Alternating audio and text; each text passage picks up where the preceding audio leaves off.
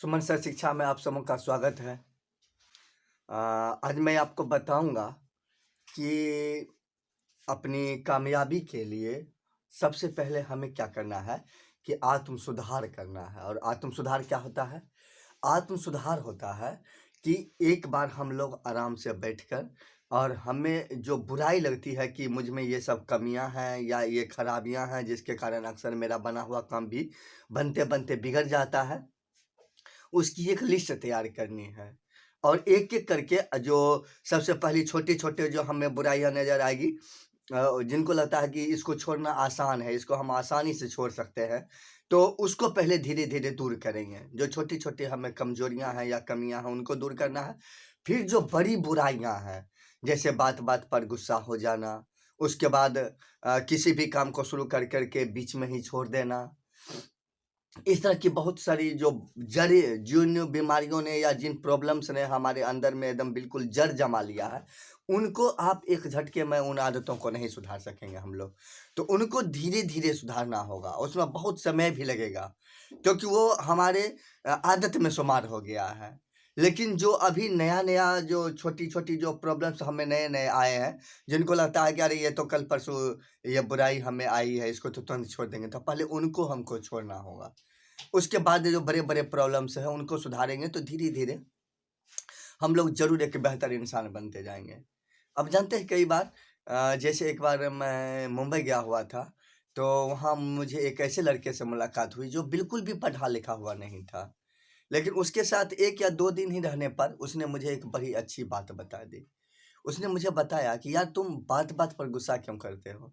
बात-बात पर जो गुस्सा करने वाली आदत है, ये बने हुए काम को भी बिगाड़ देती है।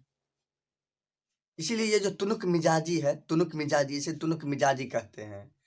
तो ये जो तुनक मिजाजी वाली आदत होती है ना, ये बहुत ही बड़ी प्रॉब्लम है। यानी छोटी-छोटी बातों पर गुस्सा हो जाना, उखड़ जाना, अनाप-शनाप बोलने लगना सामने वाले को।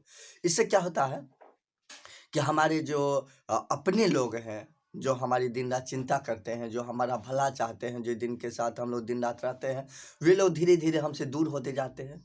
और अगर दूर नहीं भी होते हैं, तो वो आपको अच्छी बात बताएँगे ही नहीं। कहेंगे क्यों इसको अच्छी बात बताएँगे, ये गुस्सा ही हो जाएगा। क्या फ़ायदा है इसको अच्छी बात बताने से या सही रास्ता दिखाने से, इसको जैसे रहना है रहने दो। इससे क्या होता है कि लगातार हमारे साथ रह कर के भी वो हमें अच्छी बात नहीं बताता है और हम लगातार जो है सो पतन की ओर जाते रहते हैं। तो ये तिनुक मिजाजी वाली आदत हमें छोड़नी पड़ेगी। बहुत छोटी-छोटी बातों पर गुस्सा होना। उसके बाद आज मैं आपको बताऊँगा कि फसल चक्र क्या होता है? फसल चक्र किसे कहते हैं? तो फसल चक्र का मतलब होता है कि एक ही खेत में हमें लगातार एक ही तरह के फसल नहीं लगाने हैं। हमें फसल को बदल-बदल करके लगाना है, जिससे मिट्टी की उपजाऊ शक्ति बनी हुई रहती है। और हर 2 फसल के बीच में खेत को कुछ दिनों के लिए परती छोड़ देना चाहिए। परती छोड़ देने का मतलब जैसे फसल की कटाई कर लिए और कटाई करने के बाद उसको एक बार जुतवा करके तब उसको खुला छोड़ देना है। ये नहीं कि उसी तरह से मिट्टी को फसल काटने के बाद उसी तरह से छोड़ देना, नहीं। फसल की जुताई करने के बाद तब उसको कुछ दिनों के लिए खुला छोड़ दीजिए, ताकि उसमें जिन पोषक तत्वों की कमी रहेगी वो पोषक तत्व वो वायुमंडल से अवशोषित कर लेंगे। और उसके बाद अगर हम फिर से जुतवा करके कुछ दिनों तक खेतों को परती छोड़ने के बाद फिर कुछ दिनों के बाद जब हम फिर दोबारा जुतवा करके तब कोई फसल लगाते हैं, तो वो उस मिट्टी में उपजाऊ शक्ति अपने आप बन जाती है। लेकिन अगर हम किसी भी खेत में लगातार फसल लगाते रहेंगे और उसे कुछ दिनों के लिए भी अगर आप खुला नहीं छोड़ते हैं, तो उससे मिट्टी की धीरे-धीरे उपजाऊ शक्ति घटती है और आपको फसल उत्पादन करने के लिए ज़्यादा से ज़्यादा उर्वरक का प्रयोग करना पड़ता है। और ज़्यादा से ज़्यादा उर्वरक का प्रयोग करने से एक तो आपको फसल की लागत बढ़ जाती है, फसल उपजाने में आपको बहुत ज़्यादा पैसा खर्च हो जाता है और उसके मुकाबले फिर आप जब अनाज का उत्पादन जोड़ते हैं, तो आपको लगता है कि कोई फ़ायदा ही नहीं हो रहा है, क्योंकि आपने खेतों को तो परती छोड़ा ही नहीं। अब जब खेतों को परती नहीं छोड़ा, तो आपको अच्छी फसल के लिए ज़्यादा से ज़्यादा उर्वरक का प्रयोग करना पड़ा। बार-बार 2-3 बार आपको उर्वरक का प्रयोग करना पड़ जाता है।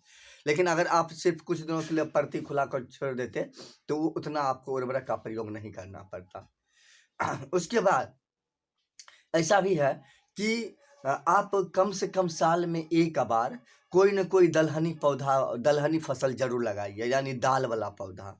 दाल वाला अगर फसल आप लगाते हैं तो क्या होता है कि दाल वाली जो फसलें होती है उनके जड़ों में एक राइजोबियम नामक जीव होता है, सूक्ष्म जीव होता है।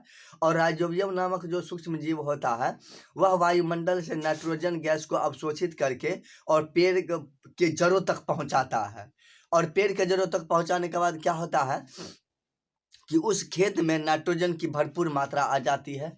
और नाइट्रोजन की भरपूर मात्रा आने के बाद जब हम लोग उस फसल को काट देते हैं और उसके बाद दूसरी फसल लगाते हैं तो हमें नाइट्रोजन की अपने आप उस जमीन में भरपाई पहले से हुई रहती है और हमें ज़्यादा उर्वरक का प्रयोग नहीं करना पड़ता है। इसीलिए किसी भी खेत में आप अगर 2 या 3 फसल लगाते हैं साल भर में तो उस 2 या 3 फसल में कम से कम एक बार कोई न कोई दाल वाला फसल जरूर लगाइए। और लगातार किसी भी खेत में एक ही तरह की फसलें नहीं लगानी चाहिए, इससे जमीन की उपजाऊ शक्ति घटती है। तो इसे ही हम लोग फसल चक्र कहते हैं। और हर बार हर फसल की कटाई के बाद कुछ दिनों के लिए खेतों को कम से कम महीने भर के लिए या 20 दिनों के लिए एक बार जुतवा करके उसे परती जरूर छोड़ दीजिए। तो इस तरह से अगर हम खेती करेंगे। और एक बात और भी है, जो ये रासायनिक उर्वरक है, रासायनिक उर्वरक जैसे डीएपी, पोटाश या जैसे यूरिया है या और भी जो चीज़ें हैं इनका प्रयोग कम से कम करें। और इसके जगह पर जो जैविक उर्वरक है या फिर जो गाय के गोबर से जो हम लोग तैयार करते हैं उसे अगर हम लोग साल भर में एक बार भी अपने खेतों में डाल देते हैं तो उससे मिट्टी जो है वह ज़्यादा ताकतवर बनता है। लेकिन जो रासायनिक उर्वरक है वह सिर्फ उस फसल को कुछ दिनों के लिए फायदा पहुंचा देता है, उसे मिट्टी को नुकसान ही होता है। इसीलिए रासायनिक उर्वरक के जगह पर आप गाय के गोबर से जो तैयार उर्वरक होता है उसका प्रयोग कीजिए आप, जिसे हम लोग खाद कहते हैं। यह आपकी मिट्टी को सिर्फ एक फसल तक फायदा नहीं पहुंचाता है, कई फसलों तक इसका फायदा आपको मिलते रहेगा और मिट्टी भी उपजाऊ बनती है। तो आज भर के लिए इतना ही। आप सबों का शुक्रिया and please subscribe my channel Suman sir शिक्षा।